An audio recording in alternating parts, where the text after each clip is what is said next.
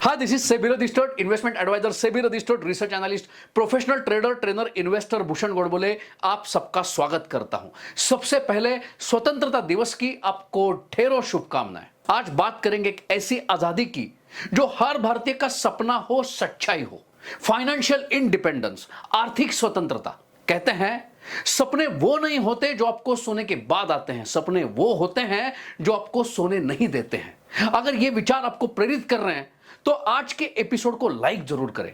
तो बिना देरी किए जानते हैं कैसे पाए फाइनेंशियल इंडिपेंडेंस। फाइनेंशियल इंडिपेंडेंस, इसका मतलब क्या है? Financial independence is when your passive income exceeds your living expenses. आपके इन्वेस्टमेंट पे मिलने वाले रिटर्न वर्तमान और भविष्य के खर्चों से ज्यादा हो। इसका मतलब है इन्वेस्टमेंट और उसके ऊपर मिलने वाले रिटर्न का रोल बड़ा इंपॉर्टेंट है। आइए इसको आसान एग्जांपल से समझते हैं। मान लेते हैं दो व्यक्ति है, राहुल और अमित। दोनों की मंथली इनकम बिल्कुल सेम है, रुपए 50,000, लेकिन दोनों की फाइनेंशियल हैबिट्स बिल्कुल अलग है। राहुल जो है बड़े खर्चे करता है, कैसे वैसे करके 5,000 रुपए महीने में बचाता है और वो भी इन्वेस्ट करता है सेफ एसेट क्लास में। अब 20 साल के बाद राहुल के पास कितने पैसे होंगे? इन प्रकार के कैलकुलेशंस करने के लिए आप आर्य मनी जो हमारा एप्लीकेशन है, इनमें जो फाइनेंशियल कैलकुलेटर है, इसका इस्तेमाल कर सकते हैं। तो यहां पे जैसे दिखाई दे रहा है, राहुल के पास 20 साल के बाद होंगे लगभग 23 लाख रुपए। अब दूसरी ओर अमित ने समझदारी के साथ खर्चा किया, इनकम के लगभग 40% मतलब 20,000 रुपए की बचत की। ये जो 20,000 रुपए है 3 अलग अलग एसेट क्लासेस में इन्वेस्ट किए। अमित ने भारत के ग्रोथ स्टोरी को ध्यान में रखते हुए लॉन्ग टर्म के दृष्टिकोण से शेयर मार्केट में इन्वेस्टमेंट की।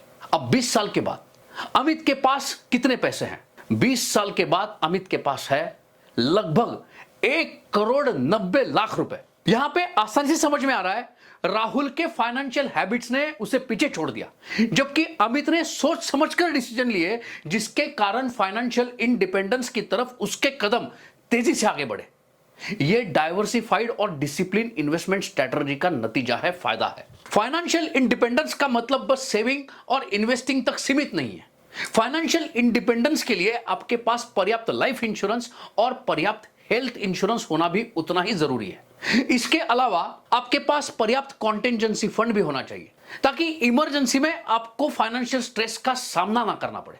अगर आपके कुछ शॉर्ट टर्म गोल्स हैं तो उनके लिए जो पैसा आप इन्वेस्ट करना चाहते हैं वो शेयर मार्केट में इन्वेस्ट करने की जगह पे, क्योंकि शेयर मार्केट में शॉर्ट टर्म में उतार चढ़ाव ज्यादा होते हैं, तो वो पैसा आप सेफ एसेट क्लास में इन्वेस्टमेंट करने का सोच विचार कर सकते हैं। आपकी एज और फाइनेंशियल स्टेज को ध्यान में रखते हुए फाइनेंशियल इंडिपेंडेंस पाने के लिए कितनी रकम की आवश्यकता है, इसको कैलकुलेट करना बहुत जरूरी है। इसके लिए कंसल्ट करें, फाइनेंशियल प्लानिंग करें। फाइनेंशियल प्लानिंग के बगैर आपके गोल्स बस सपने बनकर रह सकते हैं। You don't have to be great to start, you have to start to be great, and to start you need to start first. आपके फाइनेंशियल इंडिपेंडेंस का सपना एक हकीकत हो सकता है। इसके लिए सही डिसीजन ले और अपने फाइनेंशियल जर्नी को प्लान करें। जब आप अपने सपनों को पूरा करने का हौसला रखते हैं तो रास्ते भी खुद ब खुद बनते जाते हैं। कहते हैं मंजिलें उन्हीं को मिलती है जिनके सपनों में जान होती है, मंजिलें उन्हीं को मिलती है जिनके सपनों में जान होती है। बस पंखों से कुछ नहीं होता, हौसलों से उड़ान होती है। तो इस एपिसोड में इतना ही। अगर आपको आज का एपिसोड अच्छा लगा है तो इसको लाइक जरूर कीजिए। कमेंट करके बताइए आज का एपिसोड आपको कैसा लगा। वैसे ही कमेंट करके बताइए आने वाले समय में कौन से टॉपिक के ऊपर वीडियो देखना चाहते हैं। इस एपिसोड को ज्यादा से ज्यादा शेयर भी करें, हमारे चैनल को सब्सक्राइब करें, बेल आइकॉन को हिट करें, ताकि जब नया वीडियो अपलोड करेंगे तो नोटिफिकेशन टाइमली मिल पाए। तो मिलते हैं अगले एपिसोड में। अगले एपिसोड तक happy trading, happy investing, happy independence day.